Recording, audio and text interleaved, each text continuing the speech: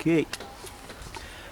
Okay, newsreaders, we are recording. And 3, 2, 1, action! Welcome to Bridgington Newsflash. I'm your host, Laurie Driver. And I'm joking. Today, we are joined by someone who needs no introduction. England, England, England, England, Excuse me. It is, of course, St. George. Woohoo! Cue applause, everybody! England, England! St. George, why are you here today? Well, this Friday is my day, St. George's Day. And why do you have a whole day named after you? Because, of course, I am the most important person in the history of England. More important than the Queen, or Winston Churchill, or Florence Nightingale, or Harry Potter? Well, let me ask you, did the Queen or Winston Churchill or Florence Nightingale or Harry Potter fight an actual dragon? Well, St. George, did you fight an actual dragon? Really? Really? Well, I suppose technically dragons don't exist, but metaphorical dragons certainly. What do you mean by metaphorical dragons? Well, you see, when I was alive, And when was that? well, let's just say it was a long time ago, but certainly after Jesus was born. You see, it was my job to stand up to those Roman soldiers and other people who didn't like Christians. What do you mean didn't like Christians?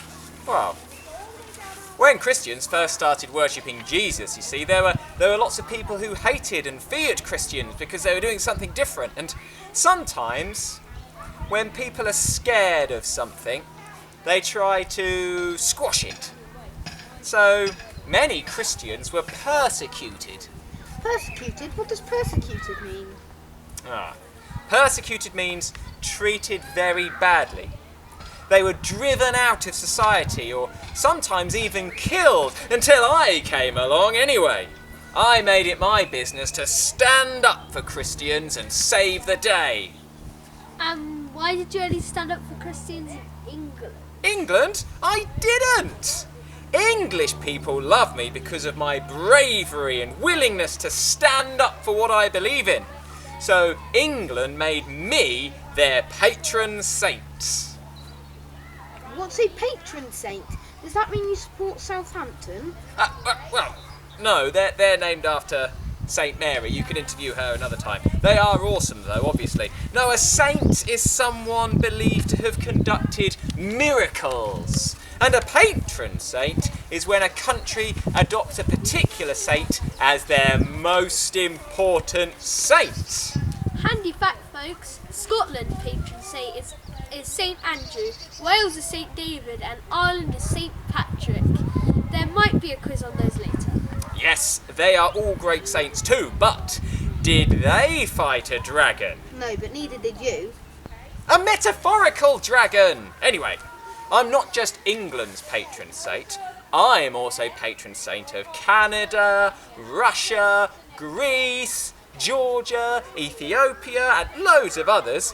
They all celebrate how brave I was to stand up for Christians. Gosh, and why did you feel so strongly about protecting Christians? You know, it's so long ago, it's actually pretty hard to remember. That's the thing about legends. Some people say I was a Roman soldier once, and that I witnessed soldiers killing Christians, and then a miracle happened.